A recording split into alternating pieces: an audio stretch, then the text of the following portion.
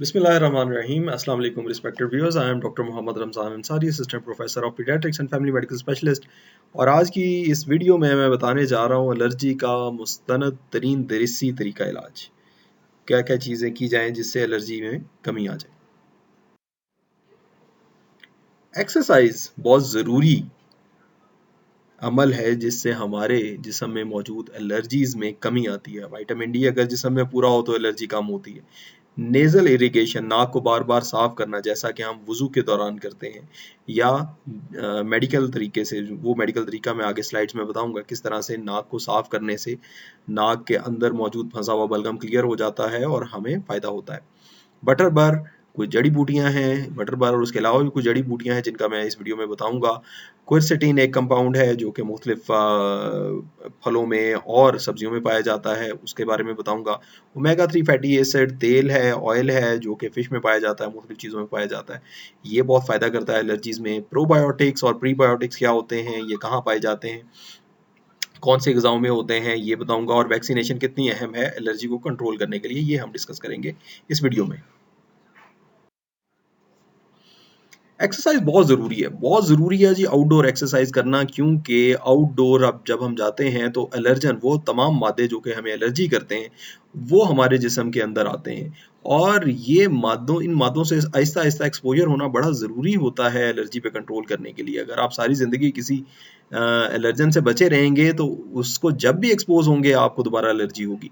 तो इसलिए इंडोर बैठे रहने से कोई फ़ायदा नहीं है, आपको बाहर जाना होगा, फिजिकल एक्टिविटी करनी होगी, भागना होगा, दौड़ना होगा, वॉक करनी होगी, ताकि आपके जिस्म को वो सारे एलर्जेंस मिलें जिनसे आपको एलर्जी है, और आपका जिस्म उनके खिलाफ क़ुव्वत मुदाफ़ियत बनाए, उन एलर्जन का आदी हो जाए, और फिर उन एलर्जेंस के बावजूद आपकी फ़िज़िकल एक्टिविटी, आपकी वॉक, आपकी रनिंग, आपकी गेम जो है वो जारी रह सके।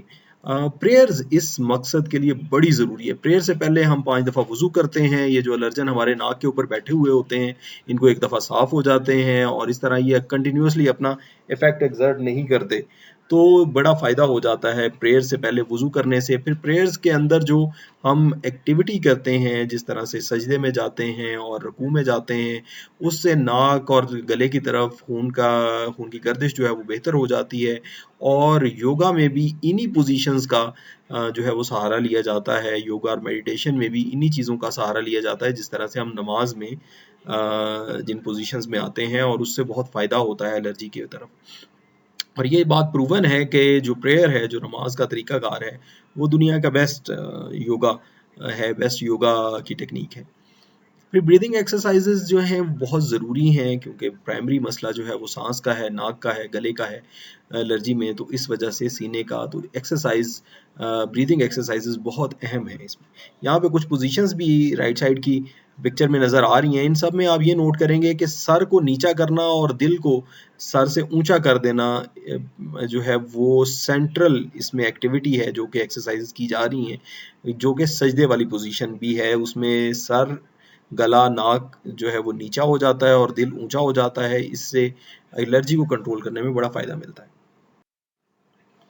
ये कुछ योगा की पोजीशंस हैं जो जिनसे देखा गया है कि एज़मा को रिलीव मिलता है, और इसके साथ इन सारी एक्सरसाइजेस को करते हुए, योगा की पोजीशंस को इख्तियार करते हुए, लाजिम है कि ब्रीदिंग एक्सरसाइजेस साथ की जाए।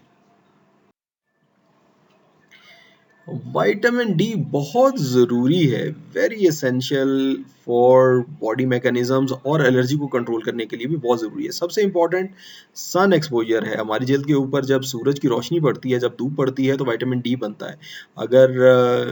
इसलिए physical activity, outdoor physical activity बहुत ज़रूरी है। लेकिन अगर आप सन में नहीं जा पा रहे हैं, आपकी एज ज़्यादा है, या आपकी फिजिकल एक्टिविटी रिस्ट्रिक्टेड है किसी और वजह से, तो फिर आप अंडे खाएं, चीज़ खाएं, स्मोक्ड मशरूम्स खाएं, लिवर यानी कलेजी का इस्तेमाल करें। पहले से प्री फिल्ड अवेलेबल है ओमेगा 3 फैटी एसिड्स के पर्ल्स कैप्सूल्स अवेलेबल होते हैं। इसके साथ मक्खन का इस्तेमाल, खोए का इस्तेमाल, दूध का इस्तेमाल, मछली का इस्तेमाल, ऑयली फिश जितनी भी है वो विटामिन डी के लिए बहुत अच्छी है। विटामिन डी उसमें काफ़ी ज़्यादा मिकदार में होता है, और उसके साथ गार्डन पीस का इस्तेमाल भी फ़ायदेमंद है।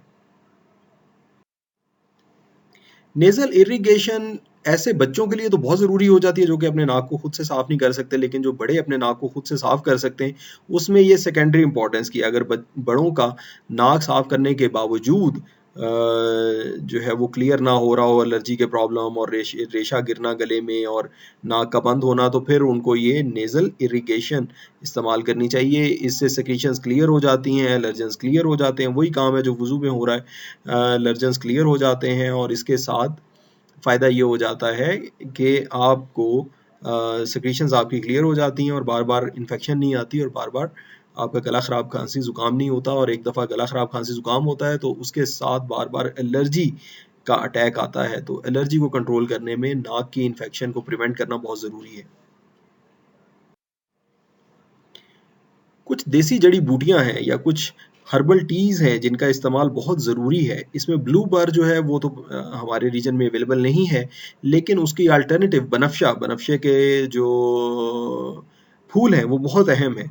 और इसके साथ बनफशे का बना हुआ कहवा और कहवे के अंदर अगर थोड़ी मिकदार में, थोड़ी सी मिकदार में, बहुत थोड़ी मिकदार में अगर शहद हो या बहुत थोड़ी मिकदार में लेमन हो तो उसका फ़ायदा होता है। जिंजर और सिनेमन का भी बहुत अहम रोल है हमारी इम्यूनिटी की तरफ। सो देसी कहवा जो है वो बहुत अहम है, बहुत अच्छा है हमारे एलर्जी की कंट्रोल के लिए। क्वर्सेटीन क्वर्सेटीन क्या होता है? क्वर्सेटीन ऐसे कंपाउंड्स होते हैं जो कि हमारी इम्यूनिटी को रेगुलराइज करते हैं। ये रेड अनियंस में होते हैं, वाइट अनियंस में होते हैं, क्रैनबेरीज में, हॉट पेपर्स में, सैलड के पत्तों में, ब्लूबेरीज में, रेड एप्पल्स में, लेटस में, पियर्स में, स्पिनच में। तो बड़ी आसानी से इस्तेमाल किया जा सकता है इन चीज़ों को। लेकिन यहाँ पे मैं अनियंस के बारे में स्पेशली बताता जाऊँ कि अनियंस का अगर इस्तेमाल बेदरेग आप शुरू कर देंगे बहुत ज़्यादा, तो शुरू में ये बहुत ज़्यादा रेशा बनाएंगे। लेकिन अगर आप इतदाल के साथ और ग्रेजुअली इसका इस्तेमाल इंक्रीज करेंगे अनियंस का अपने खानों में, तो फिर आपको फ़ायदा होगा। ओमेगा 3 फैटी एसिड्स होते हैं, ये वो फैटी एसिड्स होते हैं जो कि हमेशा ऑयल फॉर्म में रहते हैं और हमारे जिस्म में जाके क़ुव्वत मुदाफ़ियत बढ़ाते हैं, हमारी मेमोरीज को भी बढ़ाते हैं, खून के अंदर खून की नालियों के अंदर जमे हुए कोलेस्ट्रॉल को भी पिघलाते हैं। तो कौन सी चीज़ों में होता है जी? सोयाबीन में होते हैं, कैनोला ऑयल में होते हैं, मैकरल में होते हैं, फ्लैक्स सीड्स के अंदर ओमेगा 3 फैटी एसिड्स होते हैं, किडनी बीन्स में होते हैं, शिया सीड्स में होते हैं यानी कि तुखम बलंगा में, अखरोट में होते हैं, पालक में होते हैं, सामन फिश, पिंक सामन नहीं है लेकिन फिर कोई भी ऑयली फिश आप इस्तेमाल करेंगे तो उसमें ओमेगा 3 फैटी एसिड्स होंगे। प्रीबायोटिक्स और प्रोबायोटिक्स। प्रीबायोटिक्स वो सारे खाने होते हैं जिनके अंदर हेल्दी जर्म्स अच्छे तरीके से ग्रो करते हैं। इसमें एप्पल शामिल है, एस्पैरागस शामिल है, गार्लिक शामिल है, अनियन शामिल है, बनाना शामिल है, ओटमील है। और प्रोबायोटिक वो हेल्दी जर्म्स हैं, वो हेल्दी बैक्टीरिया या सेहत आवर बैक्टीरिया हैं जो कि दही के अंदर, दूध के अंदर, चीज़ के अंदर, बटर के अंदर पाए जाते हैं और ये जाके हमारे नाक के नथनों में रहना शुरू हो जाते हैं, गले में और हमारी अंतड़ियों में रहना शुरू हो जाते हैं और ऐसे अच्छे मादे बनाते हैं जिनसे हमारी क़ुव्वत मुदाफ़ियत बेहतर होती है, एलर्जी कम हो जाती है और इन्फेक्शंस जो हैं वो प्रिवेंट होती हैं। कुछ वैक्सीन्स बहुत अहम है, इनमें इन्फ्लुएंजा वैक्सीन और नमूनिया वैक्सीन बहुत अहम है जो कि ऐसे तमाम लोगों को करवानी चाहिए जिनको बार बार गले खराब, खांसी, ज़ुकाम, एलर्जी का मसला आता है, बड़ों को भी और बच्चों को भी ये वैक्सीन ज़रूर करवानी चाहिए। ये थी व्यूअर्स मेरी आज की गुज़ारिशात, उम्मीद है आप लोगों को इससे फ़ायदा होगा और आप वीडियो को लाइक करेंगे और मेरे चैनल को सब्सक्राइब करेंगे। Thank you very much. अस्सलाम वालेकुम।